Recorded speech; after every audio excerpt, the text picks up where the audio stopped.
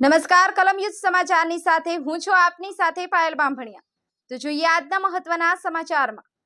લખતર મોડની ભોજનશાળામાં ભાજપના કાર્યાલય ઉદ્ઘાટન સમયે લખતર ક્ષત્રિય સમાજ અગ્રણી હિતેન્દ્રસિંહ ઝાલા, રાજદીપસિંહ ઝાલા દ્વારા જોરદાર વિરોધ કરવામાં આવ્યો।